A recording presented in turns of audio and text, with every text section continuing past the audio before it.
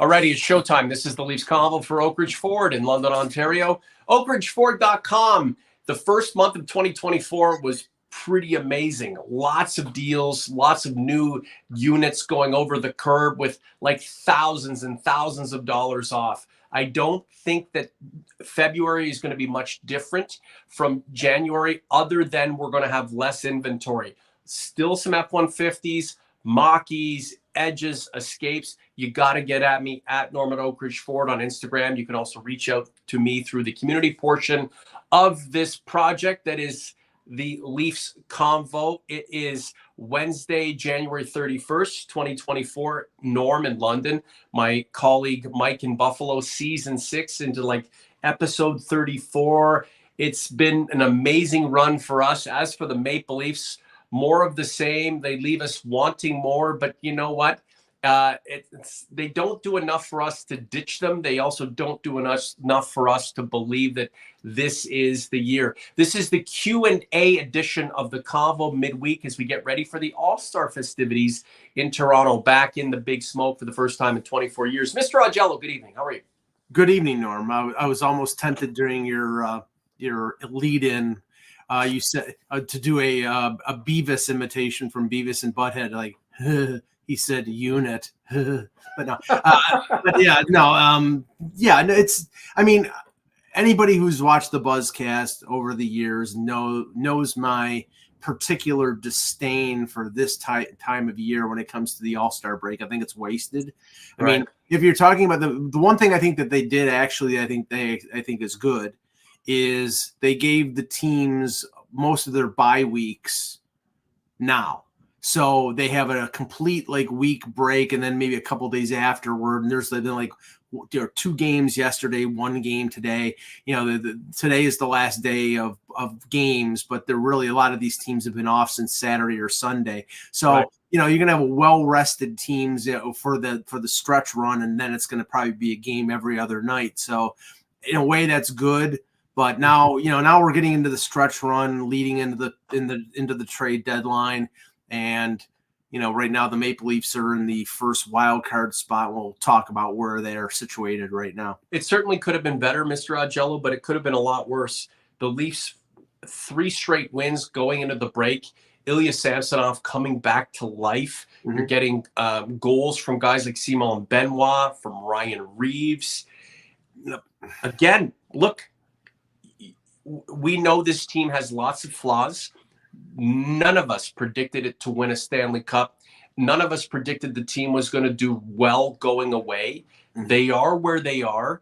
There's still meat left on the bone. There's still more to prove, but it could have been a lot worse at this point of the season, Mike. I mean, there has to be some optimism underlying the general pessimism of being a Leaf fan. Yes. I mean, see, I think right now the problem is that balancing expectations with reality. Right. Going into the season, everybody was like, well, this team was really good going into the playoffs last year. This is a different team.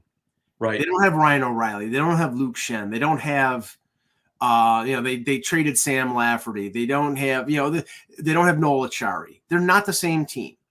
They're not better either. I think they're significantly worse than they were last year. Now, that doesn't mean they're not a good team. As long as they have that core 4 group, as long as they have Morgan Riley and they get decent goaltending, they're going to be a playoff team. But that's not the goal here. That's not what everybody in the chat is looking for. What they're looking for is this team to win the Stanley Cup. And the one thing that Brad Treliving did on July 1st is he didn't lock himself in on long-term deals. Bertuzzi, Domi, Klingberg were 1-year deals. So they're going to have a little flexibility, but I think people have to sort of come down to the reality that this team is not going to win the Stanley Cup unless things break completely the right way, and they never do.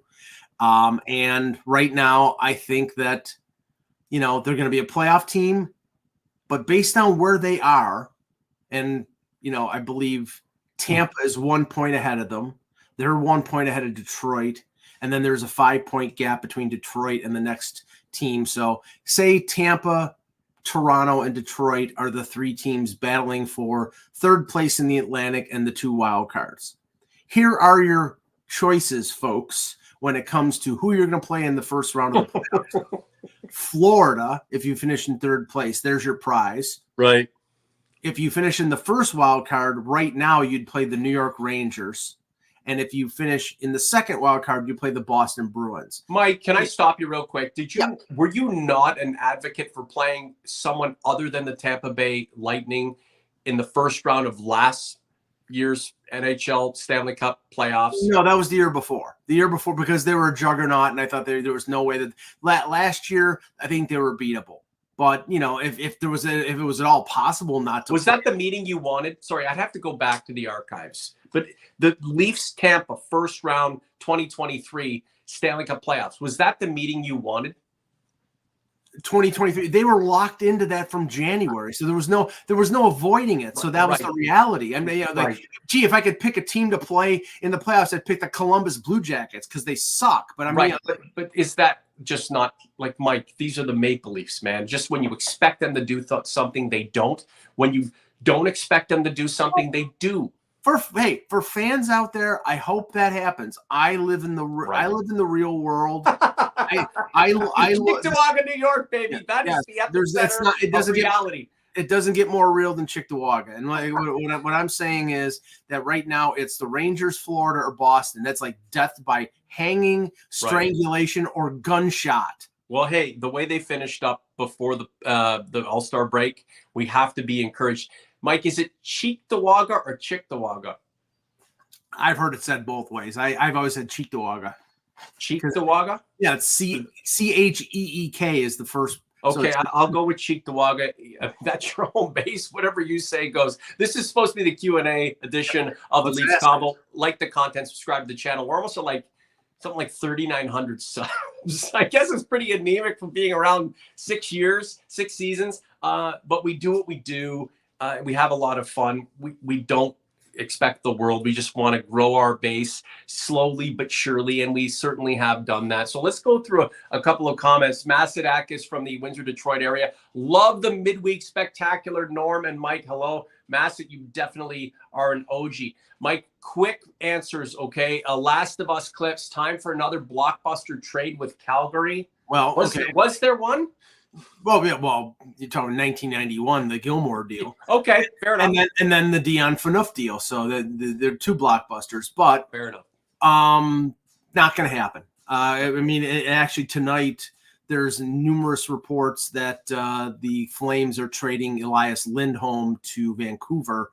Part of the deal might be Kuzmenko, the Russian player that they signed as a free agent a couple years ago, and he's got a no trade that'll prevents him from getting to going to Calgary, so that the deal might get scuttled because of that. But if they can convince him to go, then right now they've got 3 players they're going to trade: Tanev, Lindholm, and Hanifin. Right. I don't think the Leafs are in on Hanifin. I don't think they're in on Lindholm. I think they're in on Tanev, but the Tanev is could go to 3 or 4 different places. I think he's going to end up in Toronto as a free agent in the summer. So why do you give up assets to get him now? You're not winning the Stanley Cup. Don't do it. It makes no sense. With Lindholm going to Vancouver, you think Tanev is worth getting for sign and trade? Right. Well, okay, if he that's Arish. Arish is an OG. Yeah, reaches out to me on social media all the time. Arish, we have so much time for you. Thank you very much for being here, and we appreciate your question. If he and that's what's behind some of these and sort of. I shake my head at like Tanev to Ottawa because Ottawa is well out of it. But see, Ottawa. The thing is, Ottawa is looking for what they call pros, good veteran players who can show the guys there how to win and how to play and how to be a good pro. Right. He's an example of that. But does he want to lock himself in on playing in Ottawa for 2 or 3 years? If he gets overpaid, sure. Right. I mean, yeah. I don't worry about the Leafs getting Tanev signed if they trade for him. I look at it in the fact why expend the asset? Right, exactly. I don't think that they're winning this year. Now they can't take that attitude, What about the aesthetic, Mike? Sorry to interrupt you. OG's conference. Yep. Mike and I have to keep the flow going. We are 300 kilometers apart. What does that work out to? About like 160 miles. Yep. What about the aesthetic here, Mike?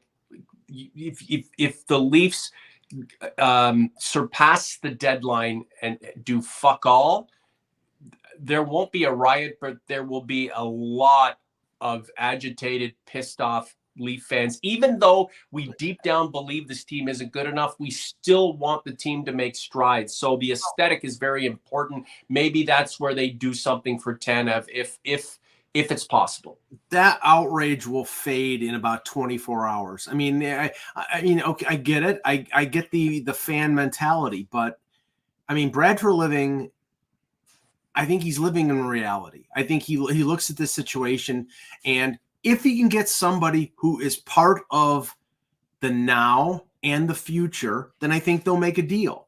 But everybody who, like, if they're trading for rentals, okay, you folks out there, you tell me who you want them to give up. Fraser Minton, Easton Cowan, Nick Robertson, Matthew Nyes, the 2024 first-round pick.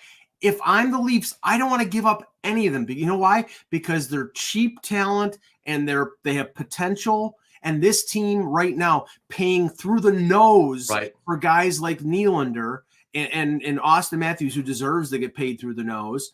You need a counterbalance of cheap talent to be able to make that work.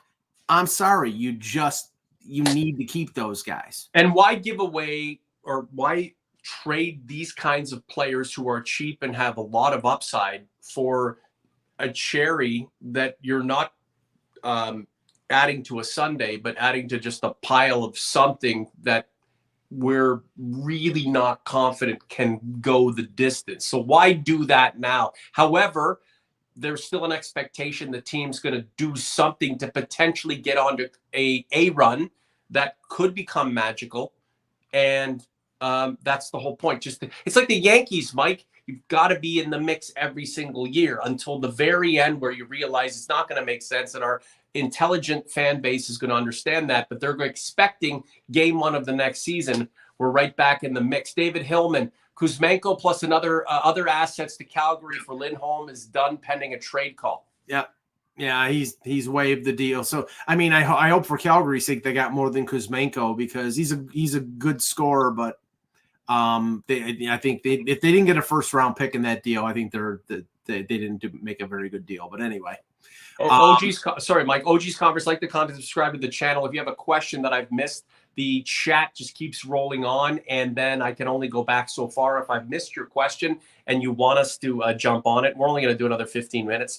Just keep asking it. Ryan, I can't watch right now. I got a 5-month-old who is yelling at me for some reason. Yeah, I mean, again, the hope, Ryan, is that your 5-month-old, before he or she becomes an adult, is able to witness a Maple Leaf Stanley Cup. I used to be screaming at the television in 10, 11, 12, when the Habs were at peak and the Leafs were just scraping the bottom of the barrel, with my kids 1 and 2 and 3, hoping that at some point my children would be able to enjoy a Maple Leaf Stanley Cup. Well, a decade plus into their lifespans, we haven't got close. So it's amazing. Spike 11 asked, can you guys name your 3 MVPs of the Leafs in the league thus far? For the Leafs, I would say obviously Matthews. You'd have to say Nylander, since he's leading the team in scoring, and I would say Morgan Rielly. Rielly's having a great year. In terms of the league, Matthews is one of the 3.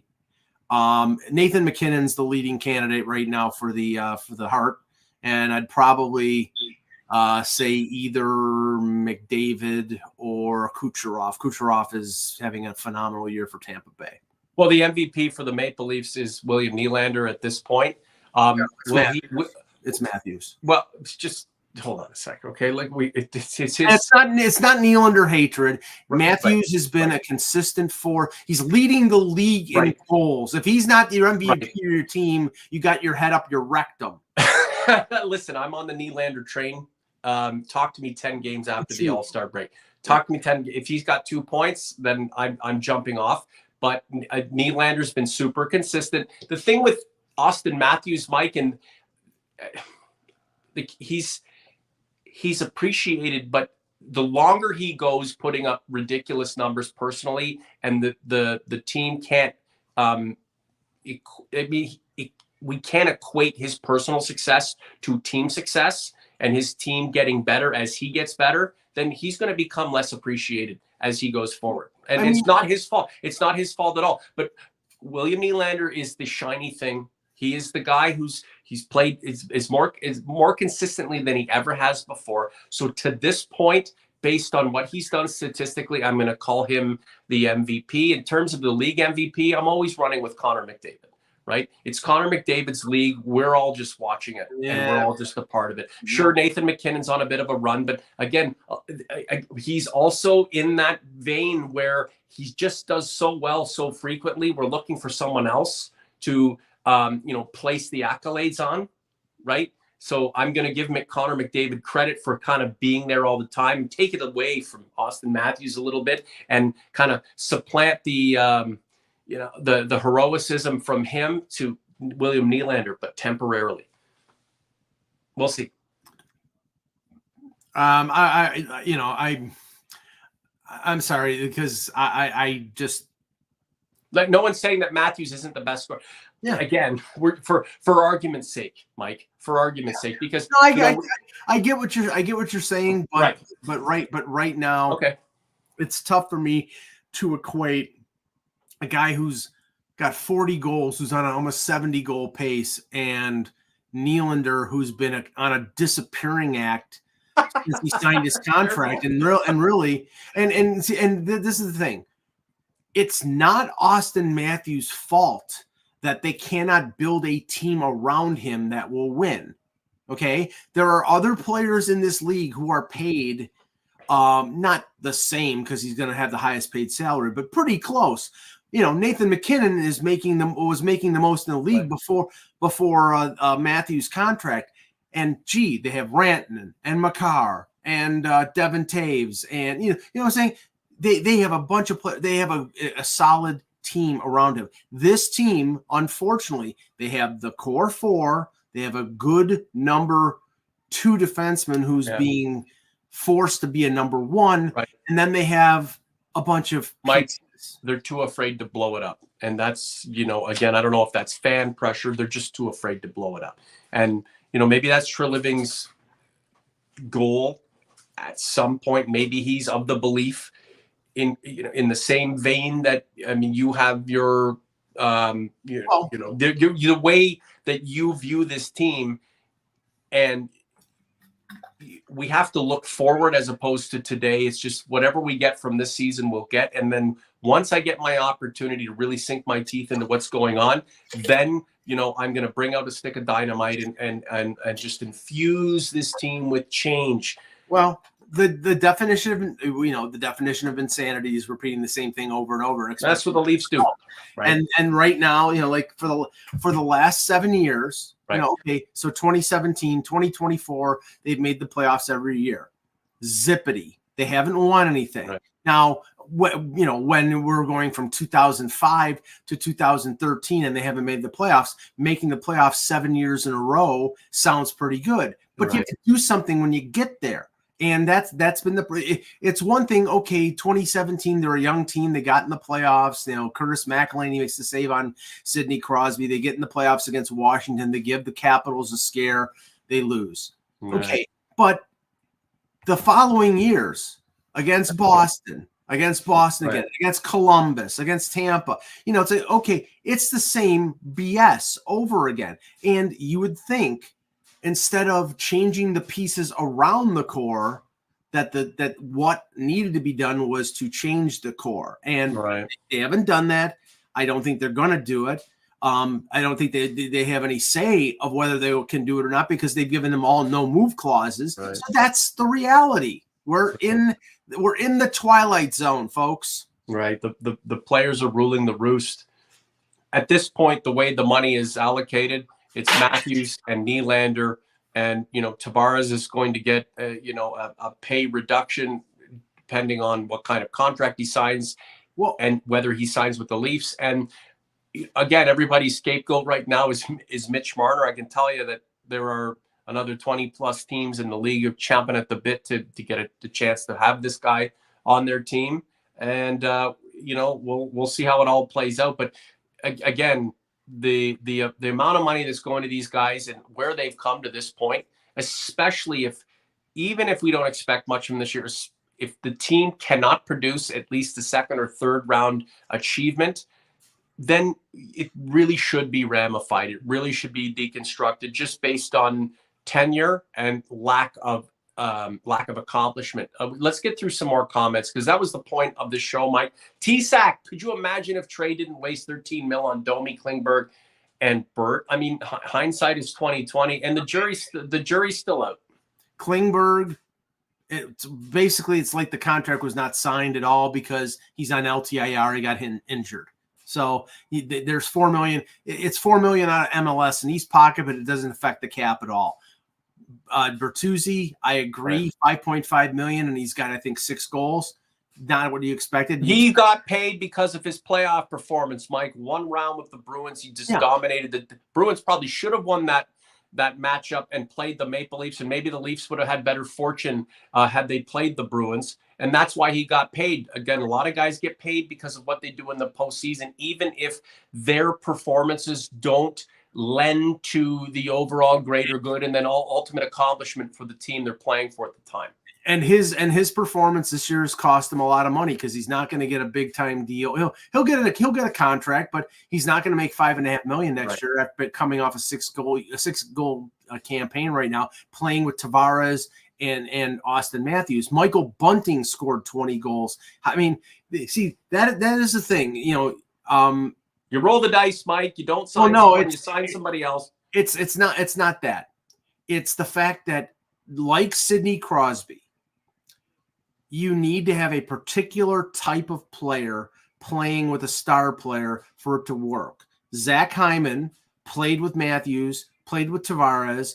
That worked. He was a great counter to those guys, and he's doing that in Edmonton with McDavid. People cried about them not being able. Nobody thought Zach Hyman was going to end up being a 50-goal scorer. Nobody thought Trevor Moore was going to. So you blame Dubas for that, but okay, these guys aren't mind readers, and they tried to sign Hyman. Hyman wanted the 8th year. He wanted to make more money than he was being offered by Toronto. That's his rights, and he had a chance to play with Connor McDavid. But the right type of player with the right star, and with Pittsburgh, who were the guys who were most successful with Sidney Crosby? Pascal Dupuis and Chris Kunitz. Now it's Jake Gensel. These are not not a superstar with a superstar. Sometimes that doesn't work. Michael Bunting was a very good fit with Austin Matthews. They didn't want to pay him $3 million. He goes to Carolina. He's doing okay there, but he's not playing with star players. He was a fit with Austin Matthews. And right now, Matthew Nyes is young. He might not be a fit on that top 6. He might be a third-line guy.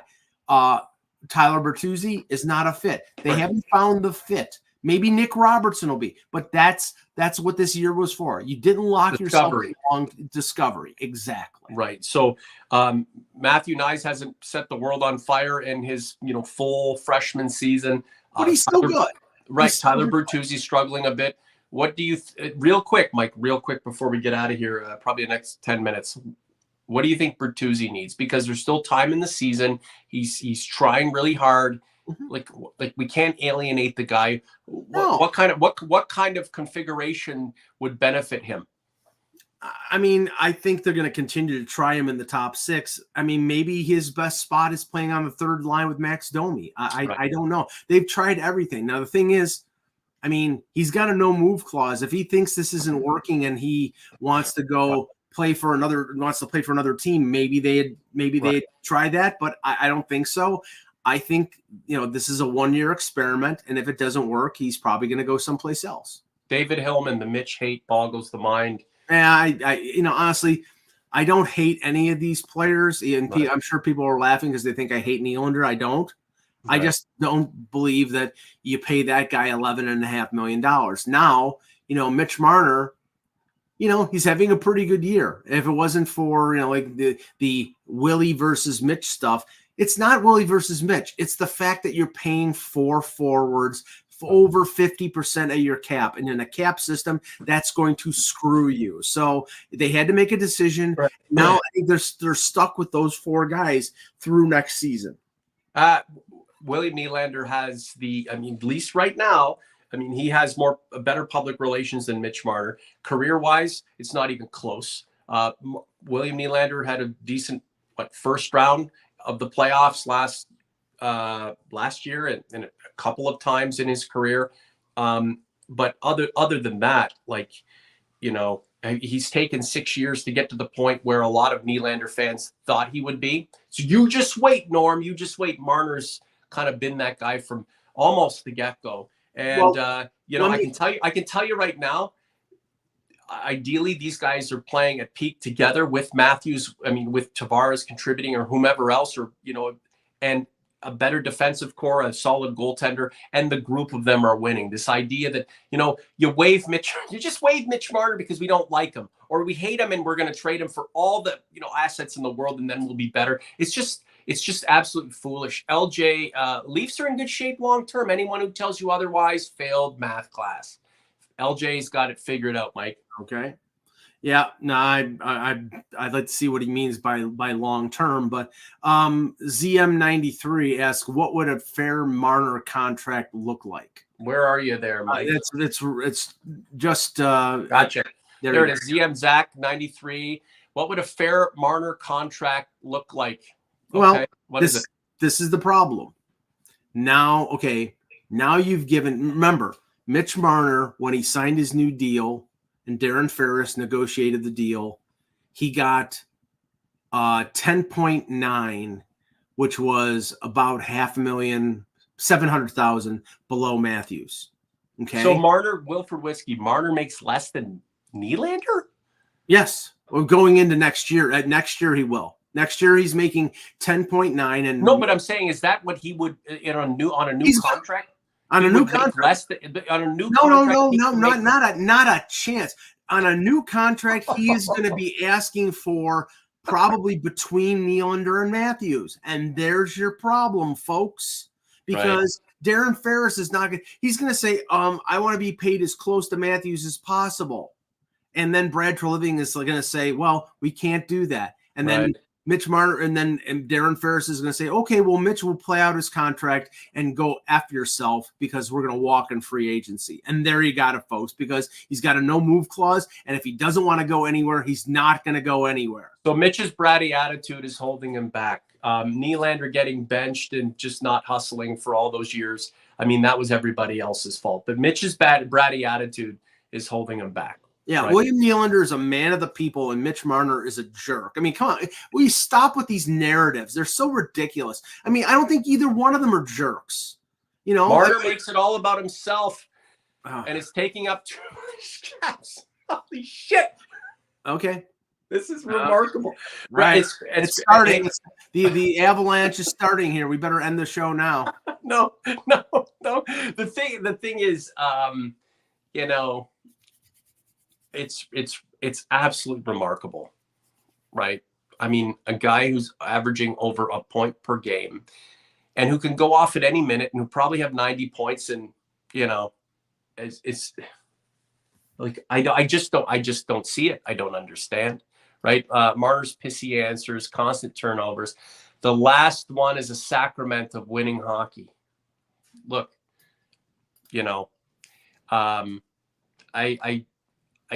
I'm at a loss, Mike. I really don't know how extracting Mitch Marner from the mix is going to make this team a better player. Do I like his dad? No. Do I like his gritty? No. Do I like his suits at the All-Star game? No.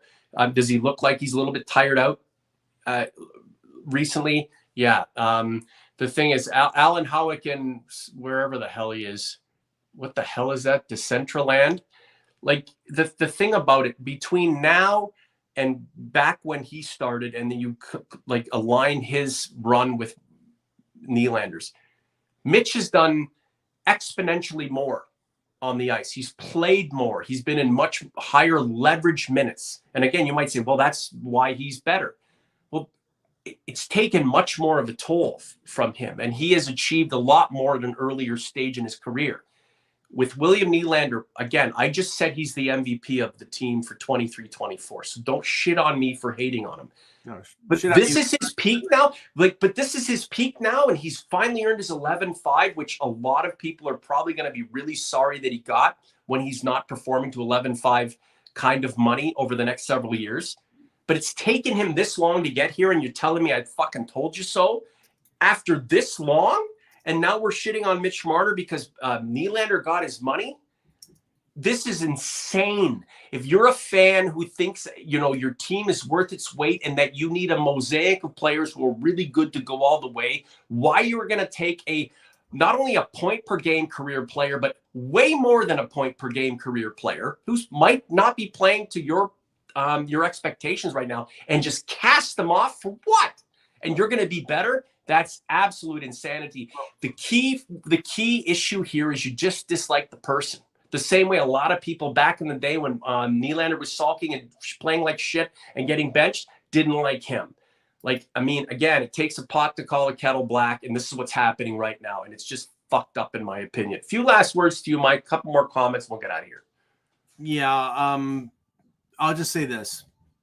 Number one power play, number one line, number one penalty kill. A shitty Mitch Marner we all hate is going to go and accrue us 2 to 3 top D-men.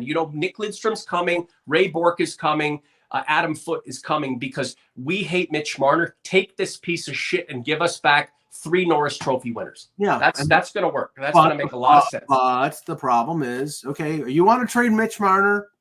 Okay, fine. Go into the offseason. Mitch Marner says, okay, I got a no-move clause. I'm not going anywhere unless it's the place that I want to go to. And you think that team is going to give them full value, is going to give them, say he gets traded to Los Angeles. They're going to give you Brandt Clark and another young defenseman. No, they've got you by the short hairs because he's got 1 year left in a contract. He can control where he wants to go. He's in control.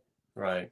So, for everybody thinks they're going to get a ton for Mitch Marner, no, it's not going to happen. You're either keeping Mitch Marner and re-signing him, or you're letting him go, and all you're going to get Nylander is way better in the playoffs. Nylander put a puck in his own net in the playoffs, LJ. I mean, he put a puck in his own fucking net. What are you talking about? It's recency bias, man. That did not result in a Stanley Cup for the Maple Leafs. So stop it. Stop. Put up another poster. Nylander has had good performances in the playoffs, and he's had bad performances in the playoffs. Again, exactly. How about when he straight-legged it against Tampa Bay, like lazed himself instead of hustling for a puck when Nick Paul was lining him up for a hit. Hey, what has Marner done? Didn't you say he led again? This is too bad right now, but again, we have to combat this because it's frigging nonsense. What has Marner done? Has he done anything in the playoffs ever, Mike? And again, what is this? How does this factor into what's going to happen next? How does this factor into what's going to happen next? LJ and Spike 11 and all you cats, OGs, Converse, like the content, subscribe to the channel. It's all love, right? Again, if you dislike us and don't like us because what we say, what are you doing watching YouTube? Like seriously, if you're just looking for an echo chamber, find somewhere else to expend your fandom and your time with social media. Yeah, but if William Nylander sucks balls in the next playoff and he's terrible, putting pucks in his own net and just despondent because he's got his 11.5 coming at him, will you change your opinion of William Nylander? Yeah. You know what? I hope you don't. I hope you're ride or die with this cat because you've invested so much of love into this guy. Why am I taking it personal? Because I'm not. This is a show. We do this kind of stuff. LJ, we know whose side you're on, and it's too bad. You should be on the side of the team. But this idea that, your one guy is the Messiah and another guy is the pariah makes no bloody sense at all. We love them both.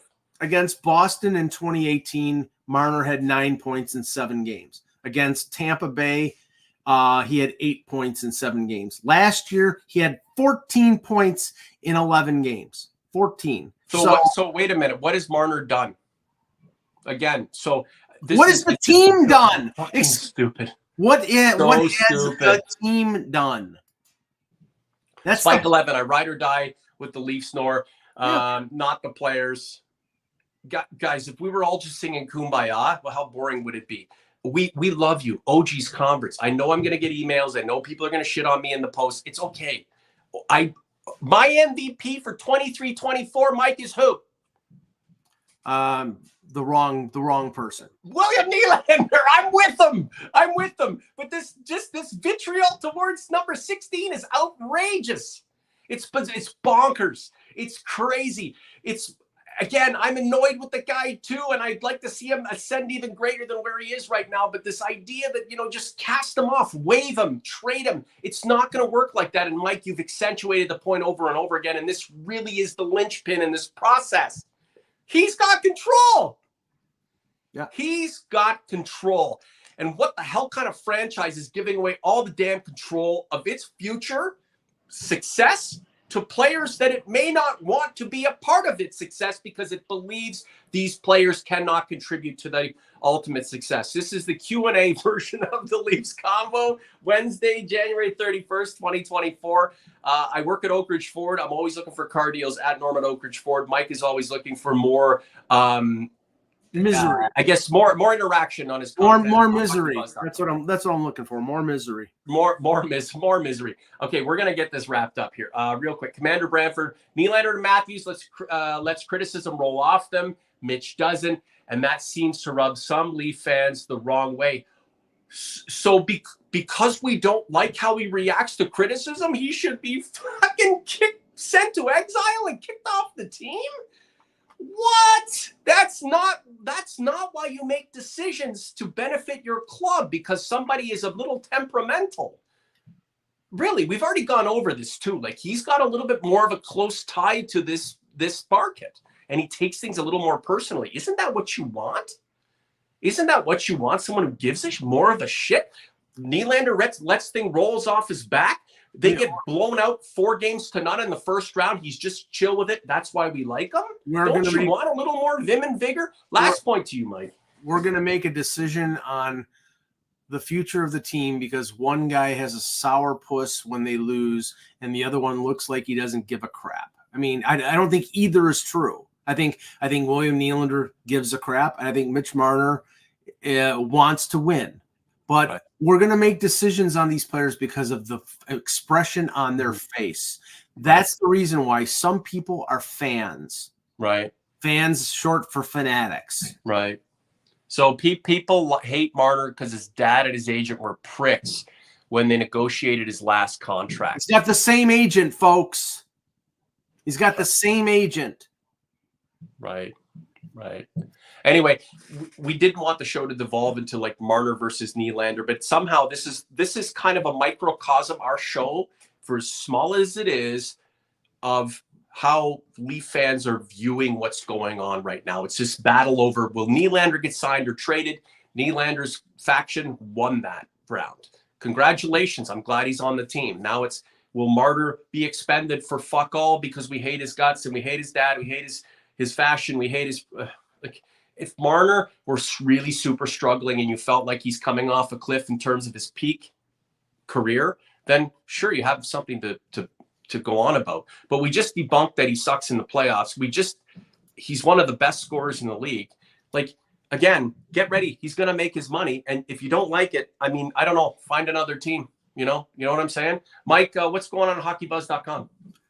Right now we're doing reviews of the and looks at the prospects in the Leaf organization, because right now there's not a lot going on until after the All-Star festivities, and then we won't have a regular season game, I think, until next Tuesday. So it's a dead time of year, folks. Mike, he doesn't. Spike 11, he doesn't choke in the playoffs. He doesn't. Enough. The whole team choked in the second round. Enough. Spike, check your stats. Check your stats. My Spike 11's a convert. You know what I'm saying? Anyway, listen, Mike, I know you deal with it all the time. This is my baby. This is our content. I'm only in, 2-3 times a week. I love it. You guys can crap on me in the posts. Just like the content, subscribe to the channel. And we're going to be back here in the next couple of days. I think we're all in agreement that the All-Star break and the festivities kind of suck. And back when I was like really, really, really super into the Maple Leafs, and I was just this rabid Leaf fan, and I had to cover it up because I was doing television at the time, and I had to, like the Wings, I'd like the Leafs and all the other teams. And when the All-Star break would come around, it's a week, I was just jonesing for more Leafs hockey. Right. So I get it with a lot of Leafs fans. We're just waiting for more. And, I hope they can piggyback off how they went into the break with a bunch of goaltenders who are serious about what they're trying to do, feeling competent, a defensive group that's playing, a little bit more responsibly, and guys like Bertuzzi and Nyes who can find their way. Marner keeps scoring. Nylander finds his touch again. Matthews scores 70. And then we'll just, go full tilt into the playoffs, maybe with a couple of extra guys, and let's just see what the hell happens. And then we'll certainly go from there. Mr. Augello, thanks for your time tonight. The Q&A was sort of a Q&A. If we missed you guys, I apologize. Get at us in the post below this content. YouTube.com/The Leafs Convo. Look out for any activity in community, and we will catch up again here in the next few days. Mr. A, have a good night. For Mike, I'm Norm. We'll talk to you soon.